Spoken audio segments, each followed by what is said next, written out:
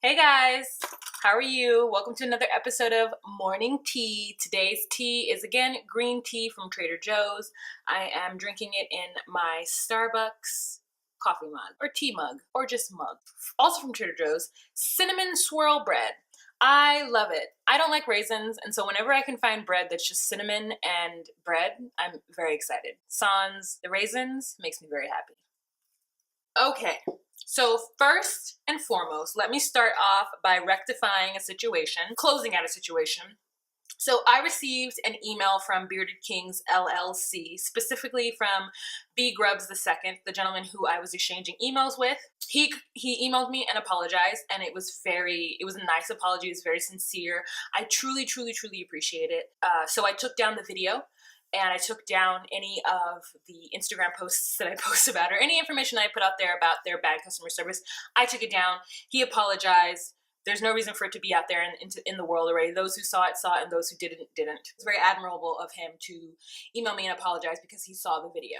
What I want to talk about today is a couple of issues that have been happening in the world. Namely, I want to talk about Nigeria. There is always so much happening in Africa, at least what I think. There's a lot happening in the States too, and I'm not trying to say that what happens in North America is any better than what happens in Africa. I already feel like I have a jaded view of Africa, being an American and being taught certain things about Africa. Even if I feel like I'm a conscious Black person when I think about the Black diaspora, there's something about Africa that makes me a little... I was watching Trevor Noah, and he was talking about how a lot of what Americans think of Africa, and how they think of it as just huts and dirt and animals and stuff like that. And I try very hard to not have those images in my head, but when I think of Africa, the first thing I think of is like a Serengeti plain and like a cheetah. That's what I think of. I think of like, gazelles and shit. Like I try to like absorb as much African that's not that. In my mind, it still looks more like India, what I imagine India looking like, and less of like what I imagine. And I know it doesn't all look like that, but that's what I think. Like busy marketplaces, like cars with no street lights, and when things happen there, I'm always like, oh gosh, like what is it? And it makes me feel like those are the times where I feel lucky that I'm from the States, right? And I'm just stating off stupid American ideals of what Africa is. So, anyways, that's just my limited background with Africa. There was recently a massacre in Nigeria. Okay, Boko Haram. I guess Boko Haram is a terrorist group or a militant group who has been wreaking havoc, or who has wreaked havoc on certain areas in Nigeria.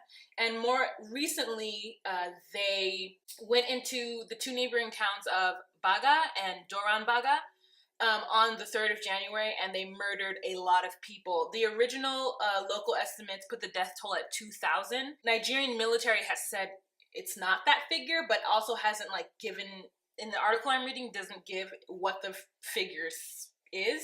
More than 3,000 structures were damaged or destroyed by fire, and people were definitely slaughtered. And this happened, if not on the same day, but the next day or the day before, of the Charlie Hebdo. 2,000 people dying versus 12 people. That's not to diminish what happened there. I really feel for the families of the people who were affected by this, and the people who were in the space that didn't die and had to, go through that sort of terror. I don't know if you guys know what's happening. So Charlie Hebdo is a satirical newspaper in France, very similar to the United States Onion. I don't know if the terrorists who attacked their offices were indeed French, but there's a lot of Muslim and unrest happening in France and across Europe. There is a much lower tolerance towards Muslim people in Europe than there is in the United States, if you can believe that. There's now this sort of global thing, where everyone across the globe is talking about the Islam problem or the terrorism problem. There are 1 billion Muslims, people who follow the Islamic faith, in this world. I think the figure was about 30,000 of them are radical and, crazy, for lack of a better word. I don't know that the rest of those people should be held responsible for that faction. They are not violent. They are not building bombs. They are not killing hordes of people. And they are suffering, and they are being treated in a manner as though they are. And then being turned into these radicals because of the way the world treats them. Let's be fair, all religions that exist now have gone on some sort of crazy killing spree in their history. The word I want to use is racism, because it's not racism specifically with race, but there needs to be another word.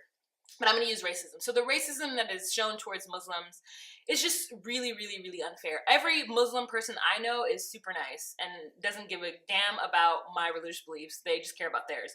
They're not trying to convert me. They're not trying to stop me from being who I am. They're not trying to stop capitalism or stop whatever. You know, they're just trying to live their lives. And after terrorist attacks like these, they have to then be fearful that other people who aren't of their religion are going to attack them. And, you know, I can only imagine how unfair it must be to be in the minority of religion in your country and then have the radical or the violent aspect or parts of your, or people in your religion or culture do something and have the entire religion and culture affected by that or judged by that.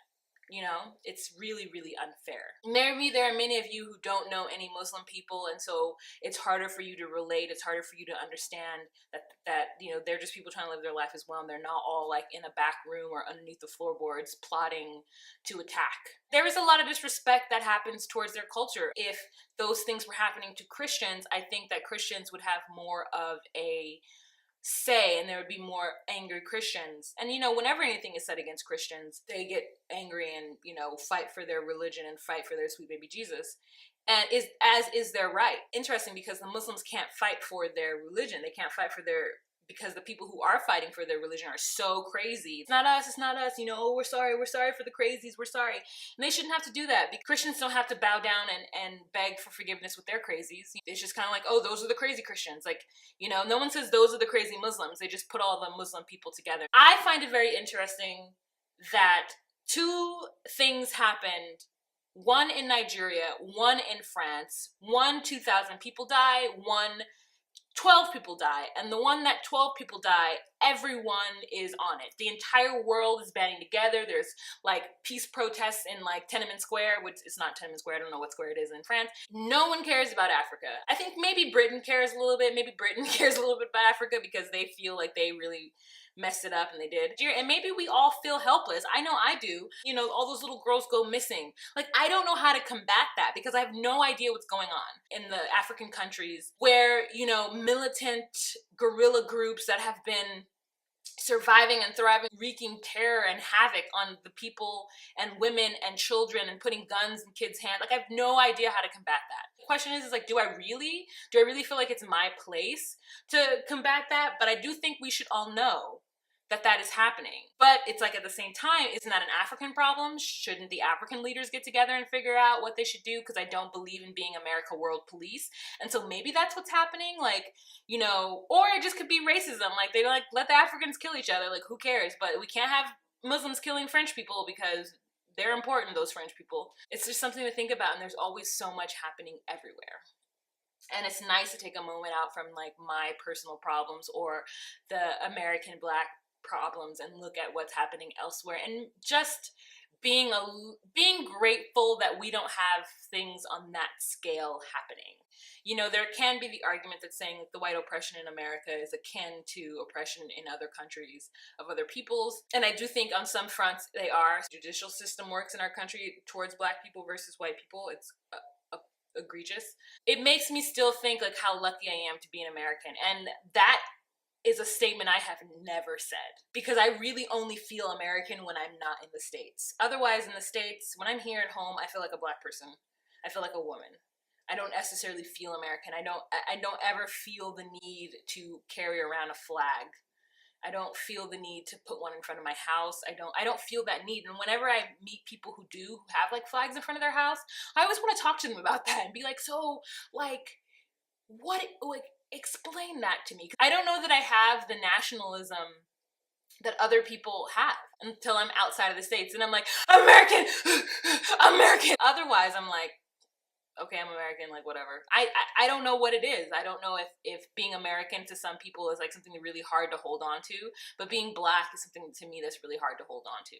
And being conscious of my Black face in the space is really important to me. If you're one of those people who waves the American flag even though you've never been out of the country and you've never met anybody who isn't from another country, please, you know, elaborate on what that pride is. Elaborate on how you feel, and don't be mean to me about it. I'm just stating how I feel about such things, and you can think differently, and that's fine. We can all live harmoniously because we live in America, where you're supposed to be able to think differently and speak about what you want to speak about and not feel like something's going to happen to you. And that's the one thing I think about Charlie Hebdo that I find to be really scary, is that, you know, they're living in a democracy in France, and they have freedom of speech the same way we have in the States here, and to be bombed because of that, like what if the Onion got bombed? Like that would be like crazy.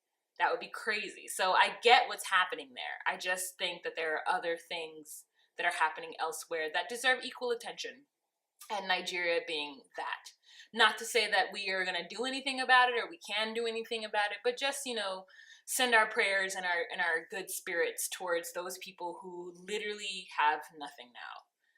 Who literally, like 2 towns that have nothing and have to start over again. I don't know what Boko Haram stands for or what their political beliefs are or their religious beliefs are, but it really doesn't matter. Okay, so that's it for today's episode of Morning Tea. I hope you enjoyed. I hope it gave you something to think about. And have a great day, guys. Bye.